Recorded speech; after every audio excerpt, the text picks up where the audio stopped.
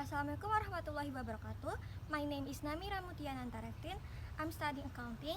I'm currently completing my degree at University of Bengkulu. And now, I will introduce a historical place, namely English Grave.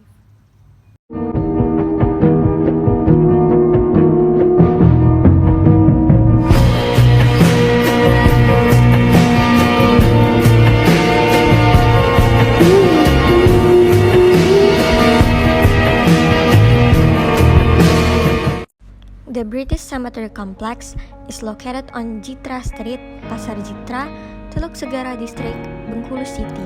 Bengkulu has a different history from other regions in Indonesia because Bengkulu was a former British colony on the west coast of Sumatra in 1685 until 1824.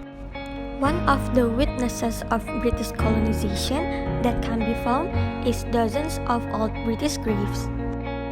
The British Cemetery is a historical relic that reminds us of the civilization built by the EIC in Bengkulu.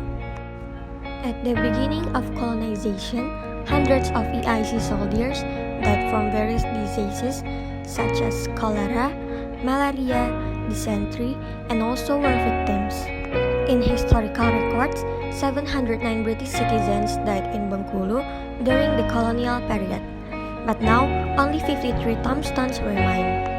The oldest tombstone dates from 1775 in the name of Stockham Dunstone Esquire.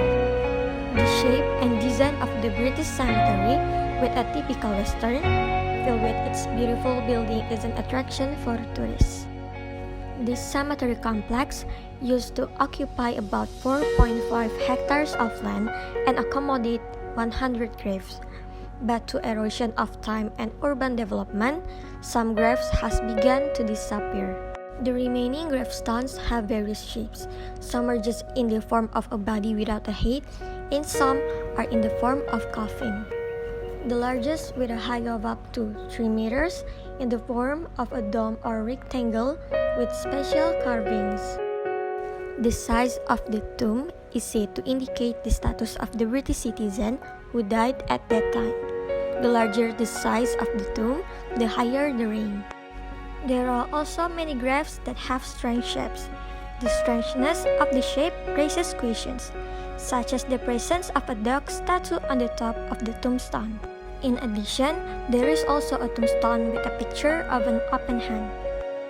Until now, the forms of the tombstones have not received a definite answer regarding the purpose of their construction.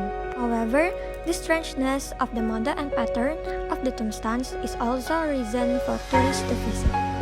This tomb was once restored during the time of the governor of Bengkulu, Razi Yahya, in 1991.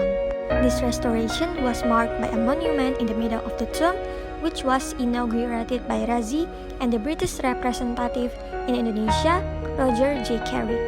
Although considered to have historical value, the tombkeeper said that some of the tomb inscriptions were stolen and some were even damaged. In fact, the government has made the British tomb complex a cultural heritage protected by Law No. 11 of 2010.